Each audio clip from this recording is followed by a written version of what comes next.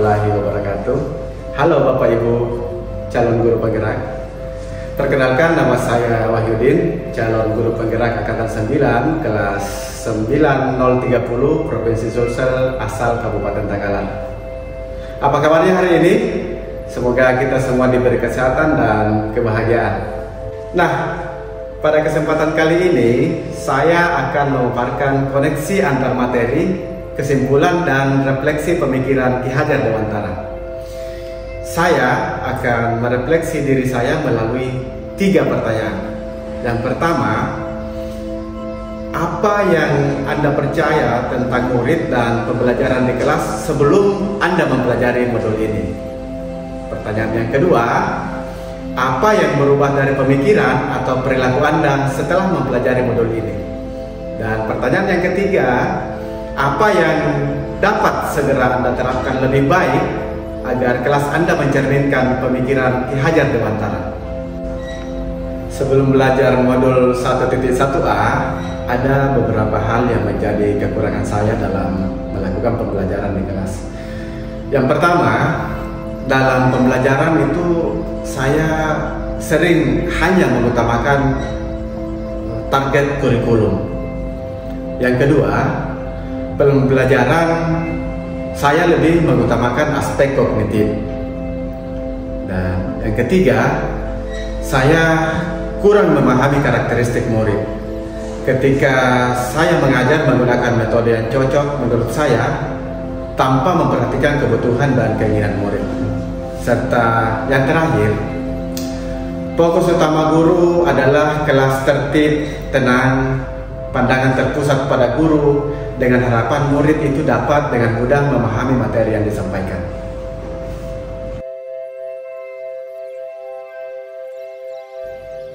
Setelah belajar modul 1.1a, ada perubahan yang terjadi pada cara saya dalam melakukan pembelajaran.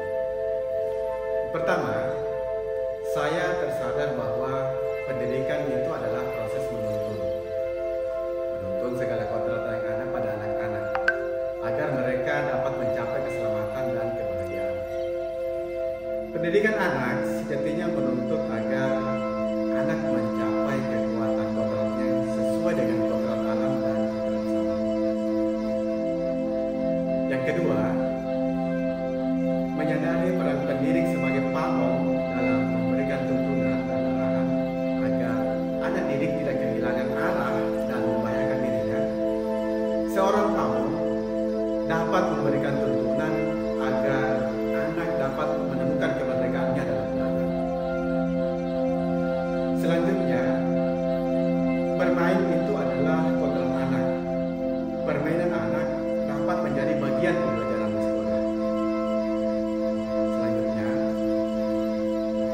kita harus sadari bahwa setiap anak memiliki karakter yang unik.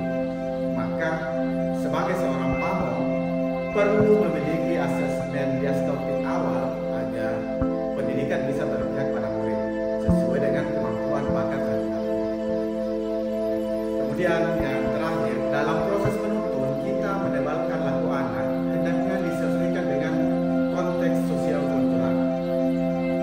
Selanjutnya, penerapan pemikiran Ki Hajar Dewantara di kelas. Yang pertama, setiap anak itu unik. Maka saya harus segera melakukan asesmen awal untuk pemetaan kemampuan, mengetahui karakteristik awal, gaya belajar, bakat, dan minat murid sehingga pendidikan menjadi berpihak pada murid. Yang kedua, merancang dan melaksanakan pembelajaran sesuai dengan kebutuhan peserta didik yang bermakna, menyenangkan, inovatif, menggunakan metode yang bervariasi sehingga anak dapat mencapai kemerdekaan belajarnya sesuai dengan kodrat alam dan kodrat sama.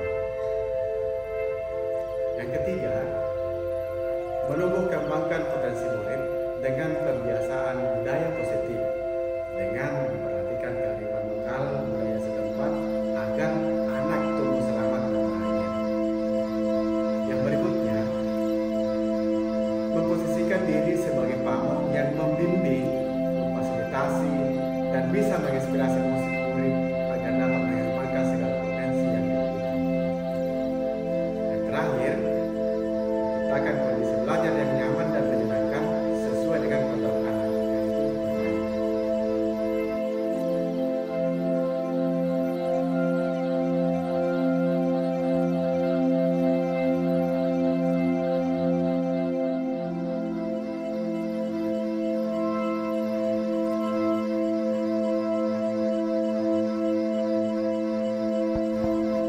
Yang terakhir, kesimpulan.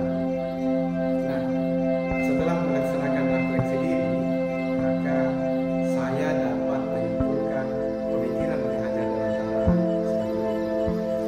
Yang pertama, dasar pendidikan Ki Hajar Dewantara adalah yang kedua, merdeka adalah kodrat anak, yaitu merdeka lahir dan merdeka batin. Yang ketiga, bermain adalah kodrat anak. Yang keempat, pendidikan itu harus berpihak pada murid. Yang kelima, pendidikan